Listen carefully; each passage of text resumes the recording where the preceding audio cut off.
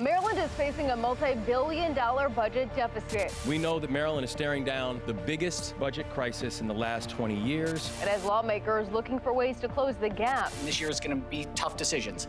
We've said everything's on the table, Including possibly raising taxes, something Republicans call a non-starter. If you make a 10% cut across the board, you're looking at being able to solve it that way. I'm going in depth on the issue and demanding answers from lawmakers to find out what they're doing to solve the problem and what it could mean for your wallet. Thank you for joining us for this week's edition of Fox 45 News In Depth. I'm Mikenzie Frost. Today, we're breaking down Maryland's budget and what a multi-billion-dollar deficit could mean for you. Lawmakers on both sides of the political aisle are scrambling to make up the estimated $3 billion budget deficit. It could turn out to be the worst budget crisis the state has seen since the Great Recession. And now it's up to state leaders to figure out how to tackle it. That could impact whether the state moves forward on some projects and how quickly. Governor Moore has long touted the red line and the blueprint for Maryland's future as hallmarks of his administration. But now the state's top lawmakers and even Governor Moore himself are expressing concerns about the money, the fact that it might not be there. With that deficit looming, the question is, how did it get here and where are we going to go next? Let's take a closer look at how this problem arrived.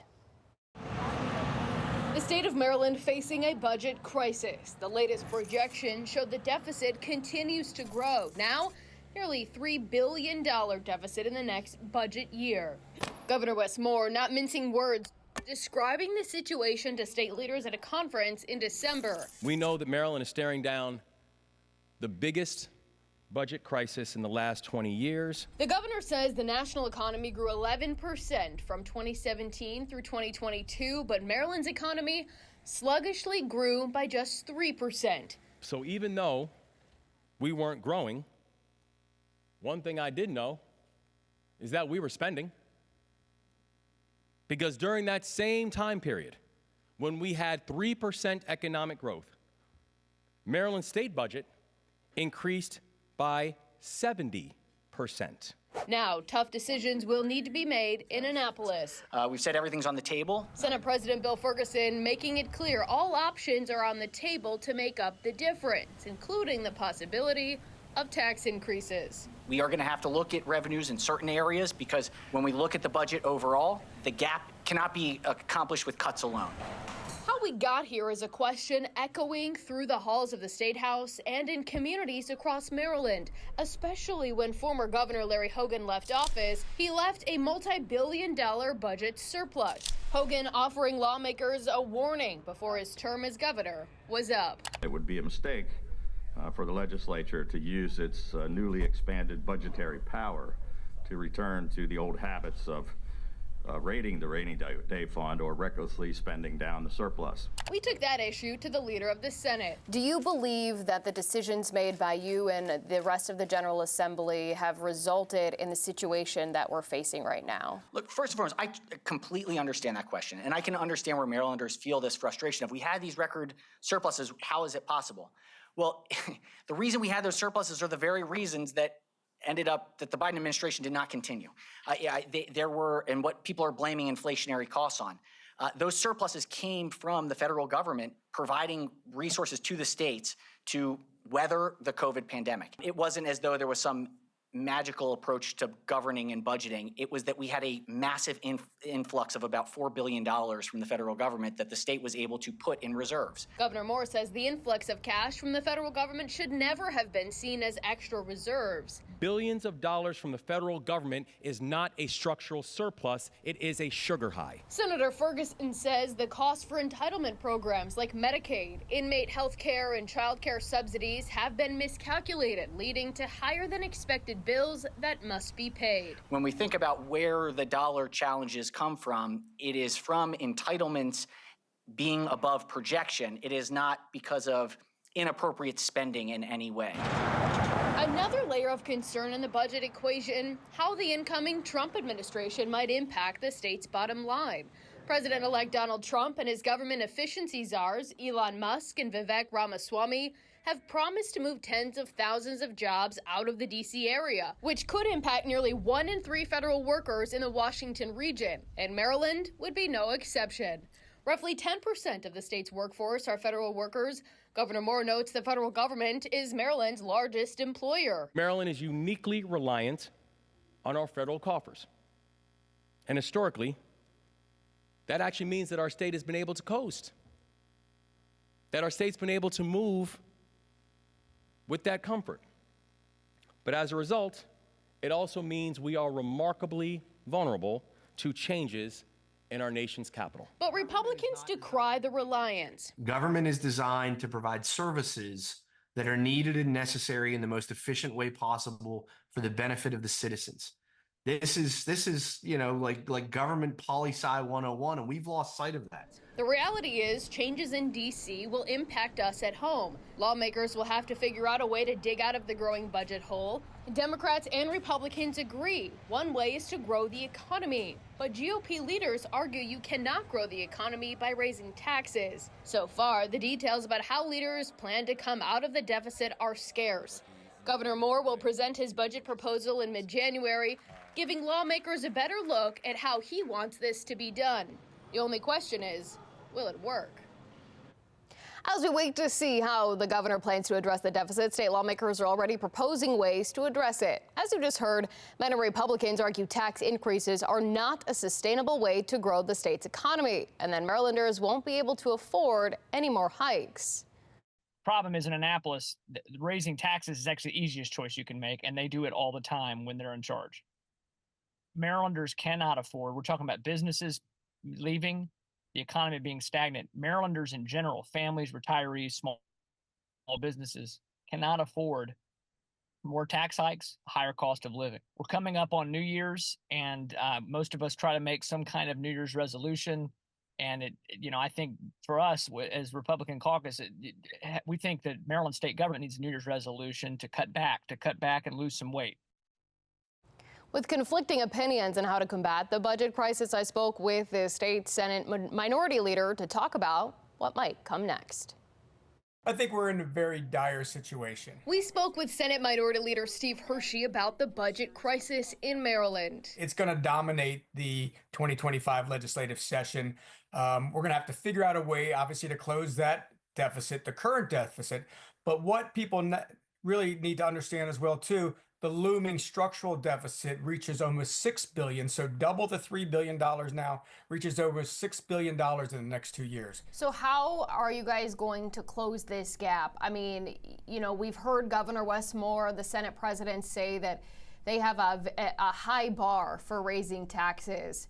Is this the moment that the high bar has been reached? Let's hope not. He essentially said that anybody that thinks that we can close this budget gap on cuts alone is not looking at things in its entirety.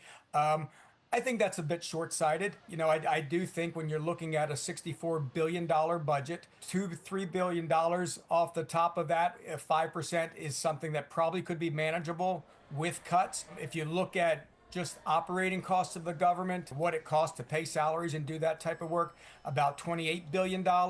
If you make a 10% cut across the board, you're looking at being able to solve it that way. So I think we could look at it through a series of cuts. It's going to be difficult. So what's going to be on the chopping block? Well, again, I think it's easiest to look at government as its entirety. I mean, there are certain things that just can't be touched. When we look at Medicaid, where we are with that, so some things are just not going to be able to be touched. But I think overall operating costs, you have to evaluate. What really is the root cause of this continuously growing deficit in the state of Maryland? Obviously, the simple is we spend more than we take in. And that's what's difficult about when we say, let's go back and take a look at what these policies are, what these programs are, and see if they really are working and doing what they intended to do, is because so many legislators get so wed to these policies that they created, and they don't want to see them retracted or downsized, because then it would be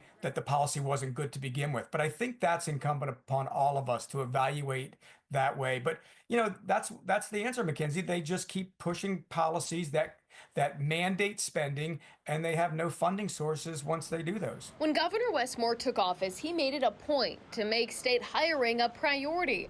Now, he still says filling vacant positions is important, but Senator Hershey says that could be an area to find savings. I think it's time for us to really evaluate. We've always said if government services are lacking in certain areas, then let's make sure that we address that. And if the right amount of people are not in there to do that, then we can look at it, but not just fill 10,000 seats because they're vacant. Do you think there's any room for furloughs or layoffs for government workers? Should they be concerned? I hope not. Everybody wants to make sure that, government workers are protected to the extent that they can be. But at the same time, I think that you really have to start evaluating, just as any business would do. And again, those words are used in government that we talk about furloughs, but layoffs, unfortunately, have been used in the business industry where people, do lose their jobs as a result of cuts. It has to be looked at the same. Last session, the Senate held off larger House-backed tax and fee hikes, but Democrats did pass what they called targeted tax and fee increases. Do you think that we'll see more of these targeted tax and fee increases instead of a wider scale, broad-based tax hike? Yeah, unfortunately, the targeted fee increases will come up. Taxing services. That we were able to defeat in the House. I think those types of things will come up again. Services being the big one, that they'll take a look at all the services that are out there and see if they could find a way to generate revenue from them. And obviously, we're going to oppose that. If the governor is talking about trying to turn the economy around in Maryland, trying to attract businesses and retain businesses, I think he's got to be very careful about what they start to tax again.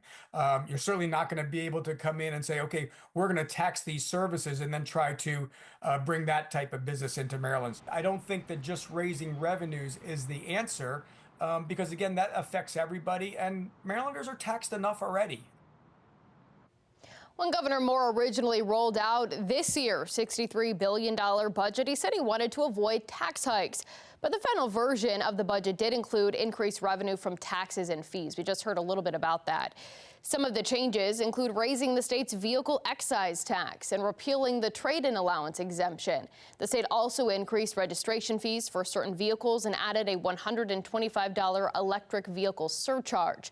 Lawmakers added a 75-cent fee on ride shares like Uber and Lyft and increased the tobacco tax. Altogether, the plan totals about $350 million in additional tax revenue plus $80 million in new fees. The only way to ensure that you fix the structural deficit is with spending. If you raise taxes, you are raising taxes on the middle class, on lower income folks. That is not going to solve the budgetary problems in Maryland. They say they don't want to do it, but when the legislature comes back in January, we will see what proposals are on the table, and any proposal that raises taxes should be off the table. Still to come, the budget deficit could slow funding for the blueprint for Maryland's future, why the governor says the state might have to pause parts of the plan. And as we head to break, let's take a look at some of today's top headlines. The startling sound of gunshots echoing through this Parkville neighborhood. And surveillance video showing the barrage of gunfire in Tuesday's mass shooting. People just walking down the street and there's a gun battle raging. People are scared. 2 days later, there's still few answers as to who's behind this. Police haven't identified any suspects so far or made any arrests. The office of Baltimore City State's Attorney's Office does feel that we were able to begin to get a measure of justice and closure for both the Bell family and the Gant family. Baltimore City State's Attorney Ivan Bates outside the circuit courthouse after a judge sentenced double murder suspect Gordon Sterron to 2 concurrent life terms in prison, one without the possibility of parole, for the 2022 murders of 63-year-old Keith Bell and 34-year-old Havrick Gant. Which means this young man will never, ever see the light of day again to harm anyone.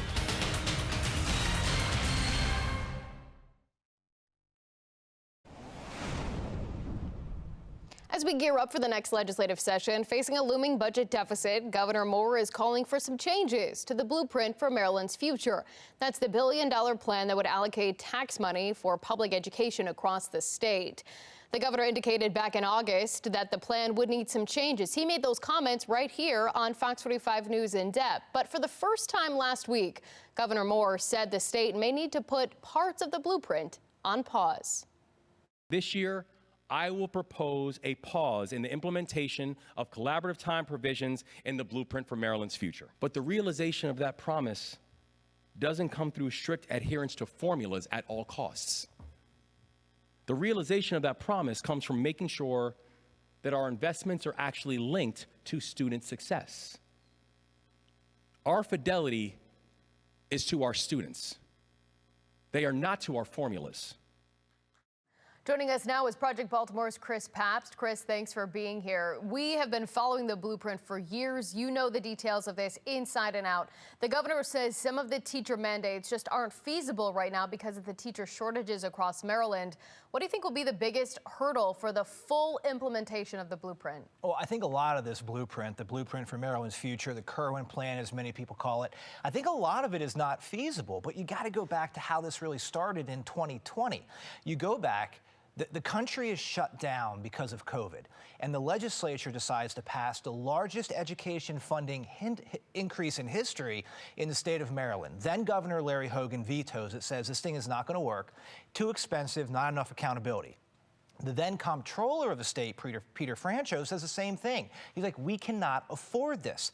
And I remember being down there in Annapolis, talking to the state legislature, asking them, well, what are we going to do here?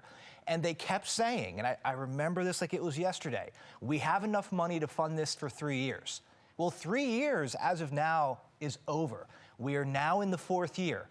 This was the year that we were told by the state legislature that the money was going to run out. The money has run out, and now we have to try to figure out what we're going to do moving forward, but it's billions and billions of dollars. The blueprint is $30 billion additional dollars being put into public education in the first 10 years, and then $4 billion additional dollars every year after that. This is a massive expenditure. It was passed during COVID, during the shutdown, no funding mechanism. Mikenzie, this was predictable. We knew we were going to get here. Nobody should be surprised. Well, and a lot of Republican lawmakers specifically will say, we told you so. We knew that this was going to come. Looking at where the budget stands right now, we know that there is a budget deficit projected in the years to come. What do you think will be the ultimate decision? Will we ever have enough funding or a dedicated funding stream for the blueprint?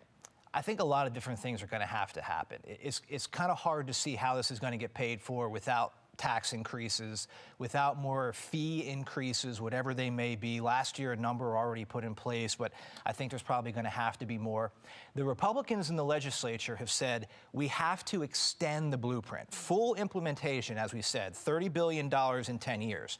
The Republicans are saying, hey, why don't we just push it off 4 or 5 years? Instead of 10 years for implementation, let's go to 14 or 15. And that would really ease the burden on the state taxpayers. It would ease the burden on the local jurisdictions that are trying to find a way, trying to come up with ways to get money to pay for this. And the only way that you can really do that without tax increases is to grow the economy. You need more people paying taxes, more money coming into the government. But if you're going to raise taxes, that oftentimes has the opposite effect. It's going to drive people out of the state. It's going to drive businesses out of the state. We have seen that over the past few years in Maryland. Maryland is not growing at the rate that other states are, and it's because of the business climate. That we're in trouble right now. This state is in trouble. Everybody knows it, and you see the panic in Annapolis. You see it coming from the governor. You see it coming from the legislature. But we just really have to go back again as taxpayers in this state that this was inevitable. We knew this was going to happen, but the legislature still went through and did it anyway. Well, and Governor Wes Moore maintains that growing the economy is his priority, but looking at the budget deficits, obviously lawmakers will have to make some tough decisions when the General Assembly session begins. One of the governor's plans that he is hinting at, although we don't have very many specifics from him about his plans to curb the blueprint, he says that the expansion of pre-K will stay. But we've also heard from local jurisdictions say that they don't have the funding or even the capacity to do that. Do you believe that's realistic? That's a tough one. Now, a lot of people in education value the early childhood years, and they are certainly significant. We just saw the state legislature put a third grade minimum on when students have to be able to read at grade level before going on to fourth grade. So early childhood education is significant. But when you're talking about tens of thousands or hundreds of thousands of kids going into pre-K, it's not just the teachers. You also have to have the space. A lot of the schools don't have the building space to put these kids. So you're going to have capital to build rooms for the kids, in addition to hiring new teachers to come in and aides to come in to help them at a time when the state already doesn't have enough teachers. That's going to be a big lift. It's going to have to be a priority. The state has already said early childhood, pre-K education is a priority, but if they're gonna fund that, it's still years away. Simply in building the places for these kids to be with their teachers, that's a tough one right there. There are still a lot of unanswered questions, and hopefully we'll get more details, especially as we get closer to January when session begins. Project Baltimore, Chris Papps, thank you for joining us and explaining all of this to everyone. Thank you.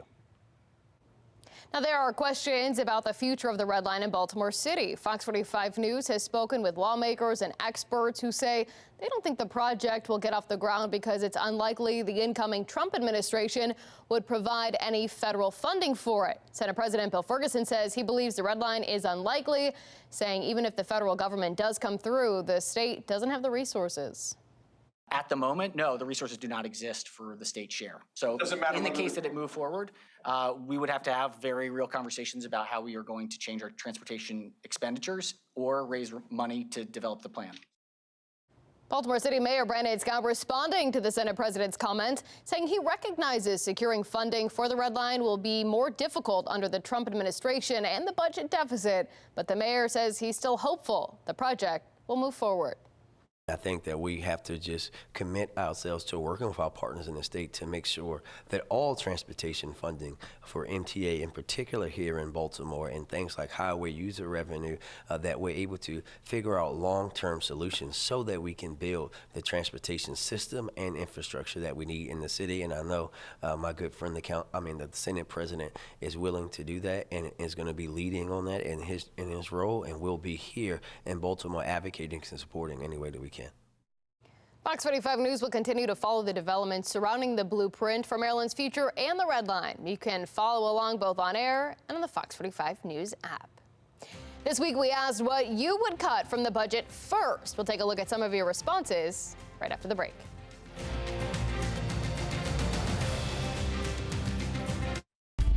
Here's tonight's primetime lineup on Fox 45. Brought to you locally by your McDonald's owner-operators.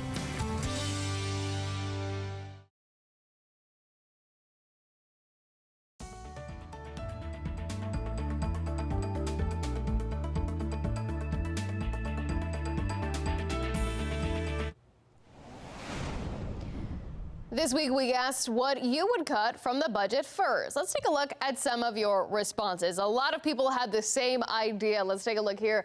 We have reset the education blueprint funding, cut the education budget, inmate health care, electric school buses, the Kerwin plan, public welfare needs to be decreased. A lot of other people said the governor's salary and other lawmakers' salaries as well. All interesting ideas. We'll see what lawmakers decide to do when session begins. That's it for this week's edition of Fox 45 News In Depth. I'm Mikenzie Frost. I'm Mary Bubala. Thank you for watching. Here's another video for you to watch. Also take some time to subscribe to our YouTube channel.